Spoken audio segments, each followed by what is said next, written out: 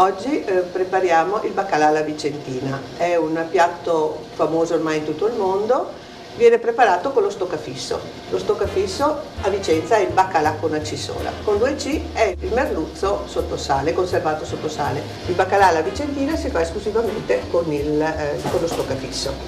Voi conoscete la storia del baccalà alla vicentina, da dove nasce e perché dalle fredde terre è arrivato fino a noi. Comincia tutto con un naufragio del comandante veneziano Bartolomeo Perini, che naufraga nelle gelide acque delle isole Lofoten in Norvegia, e qui vede questi baccalà appesi a seccare, e ha visto che appunto questo baccalà era una valida alternativa al pesce fresco e l'ha portato poi a Venezia. Da qui a Vicenza alcuni cuochi molto in gamba hanno ricavato un piatto che è noto per la sua morbidezza. I veneti sono stati dei grandi navigatori, dei grandi commercianti, dei grandi lavoratori, e quindi hanno portato anche questo prezioso dono alla cucina veneta, che è il baccalà. Per farlo diventare così morbido, buono, saporito, però ha bisogno di una lunghissima preparazione. Infatti il baccalà della vicentina comincia come minimo una settimana prima, perché bisogna mettere lo stoccafisso a bagno nell'acqua non freddissima ma neppure calda, circa sui 9 gradi, cambiare l'acqua come minimo 2-3 volte al giorno e lasciarlo lì dai 3 ai 4 giorni. Dopo che l'abbiamo messo a bagno, il baccalà ha questo aspetto. Questi sono i pezzi di baccalà messi a bagno per 4 giorni, la qualità ragno, che sembra sia la più pregiata, la più famosa. Quindi non sono più duri, ma sono abbastanza morbidi. Questo è un pezzettino del budellino che c'è dentro, trippetta, qualcuno lo chiama trippetta, dipende, comunque non va gettato. Prendiamo un coccio, come lo chiamate, in terracotta, perché il baccalà va fatto, almeno da noi è sempre stato fatto così, nel coccio, e addirittura io uso sempre la stessa terracotta solo per il baccalà, perché altrimenti è un materiale molto poroso, quindi che assorbe, e fare un'altra preparazione sarebbe sempre una baccalà. Gli ingredienti per questa preparazione: oltre al baccalà mollato ovviamente un po' di farina per infarinarlo, un po' di vino bianco, il grana grattugiato, le acciughe, aglio, cipolla, sale, una noce di burro, proprio poco, il prezzemolo che poi triteremo, ed il latte. Il latte è importante perché deve coprire la preparazione e lo fa diventare proprio tenerissimo. Lo devo far bollire perché lo mettiamo caldo in modo che riprenda subito l'ebollizione quando poi lo mettiamo a cuocere. E intanto il dottor Pavan ci spiega le caratteristiche di questo pesce mentre io vado a farlo bollire. Questo è un piatto caratteristico della cucina veneta, è un piatto che noi dobbiamo riscoprire, è un piatto a base di pesce. E purtroppo anche qui abbiamo perso l'abitudine di mangiare pesce. Quali sono gli aspetti nutrizionali importanti del pesce? Intanto ha delle proteine ad alto valore biologico e soprattutto non contiene molti grassi. E la carne del pesce, a parte alcune eccezioni, è una carne piuttosto magra. Questa carne contiene un grasso molto importante, che sono gli omega 3. Gli acidi grassi omega 3 sono invece poi importantissimi per il buon funzionamento dell'organismo. Solo nel pesce l'omega 3 è presente in quantità significativa. Ecco, l'omega 3 è una sostanza che ha molte azioni, fondamentalmente ha un'azione antinfiammatoria, cioè l'omega 3 è il precursore di un sistema di molecole che agiscono in senso antinfiammatorio. Ora, molte della patologia che noi abbiamo, per esempio cardiovascolare, è legata all'infiammazione, e quindi assumere un quantitativo di antinfiammatorio naturale, qual è l'omega 3, serve a spegnere queste microinfiammazioni. Ma l'omega 3 ha anche molte altre azioni, per esempio è un antistress, è un'antifatica, ha anche un'azione, se vogliamo in un certo senso lato, antidepressiva, ha delle azioni molto positive sulla pelle, nel senso che determinate patologie possono trovare un giovamento nell'utilizzo dell'omega 3. Allora, riscopriamo uno dei pesci tipici della cucina veneta, che è il baccalà. Qui però, tu lo sai, io sono un po' arrabbiato con te, perché tu mi proponi sempre ricette ad alto contenuto calorico, infatti poi lo vedremo. Io il baccalà alla vicentina, però contiene molto olio, quindi diventa un pesce molto ricco anche di calorie. È vero che l'olio d'oliva, anche questo, ha dei pregi. Pensiamo al baccalà, ma pensiamo anche ad altro pesce.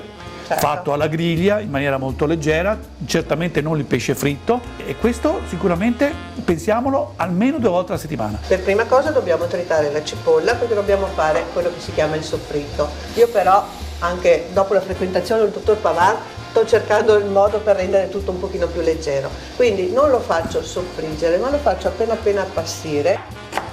Poi, guarda, un'altra cosa che io faccio, l'aglio non lo metto a soffriggere, lo taglio a fettine sottili e lo metto sopra il baccalà.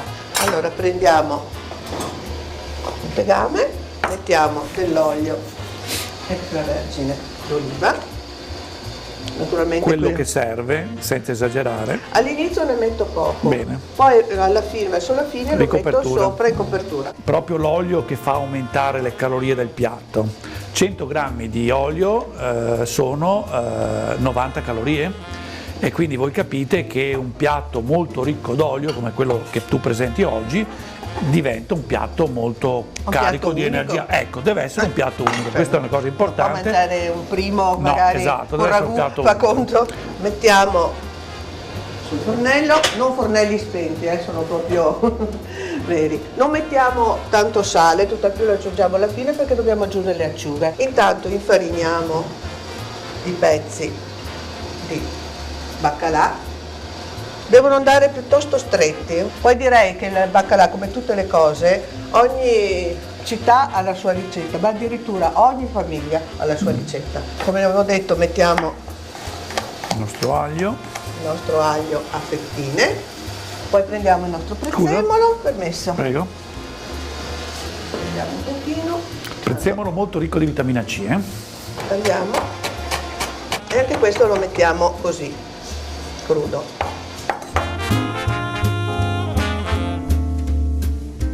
Poi un po' di formaggio grana, grattugiato. Io personalmente non lo metto. Anch'io. Perché a me non piace, però la ricetta proprio della confraternita del baccalà lo dice. Poi le acciughe, il burro e l'olio. Allora mettiamo le acciughe, naturalmente qua la quantità è un po' difficile da dare perché è sempre a gusto. Quando è sciolta, questa è una variante di famiglia della zia Matilde, un po' di vino bianco che spegne anche e quindi rende la cipolla, impedisce proprio che si bruci. Una noce di burro, questo è un peccato che il dottor Pavan, non so se mi perdonerà, forse. No, ma se è un piccolo pizzico di burro Forse, lo possiamo mettere. forse nei secoli dei secoli. No, non si può mettere. Ecco, come vedete però le basi degli ingredienti sono molto ricche, quindi un piatto molto calorico, torniamo a dire un piatto unico, soprattutto perché poi vedremo lo accompagniamo con la polenta, Sì. quindi abbiamo i carboidrati, Certo. abbiamo le proteine, abbiamo gli omega 3, abbiamo gli Abbiamo un acidi po' grassi, tutto. dell'olio, abbiamo un po' tutto. È veramente un piatto unico da godersi proprio come Quando è unica sciolto, pietanza. ci sono due metodi: o mettiamo il soffritto direttamente su, poi il latte, ma io faccio come faccio a casa, quindi vi metto il latte che ho già fatto bollire in modo che sia bello caldo, dopodiché prendiamo e lo mettiamo direttamente sul pesce, proprio per coprirlo completamente. Mi raccomando, non mescolate mai il baccalà. Il baccalà è un tipo un po' particolare, non vuole mai essere mescolato. Adesso il problema è sempre la cottura, perché ci vuole una cosa particolare, in quanto deve pipare, quindi deve appena sobbollire. Quindi se non lo mettiamo direttamente sul gas, ovviamente si brucia sotto, non è più buono. Allora ci sono due metodi: il metodo vecchio con un treppiede, poi lo copriamo, la carta da forno bagnata e strizzata. Mia zia usava la carta oleata e questa un po' si mette così e si mette sul gas. Allora la fiamma arriva molto leggera e il baccalà Cuoce lentamente. pipa. Quanto tempo? Non meno di purtroppo 3-4 ore.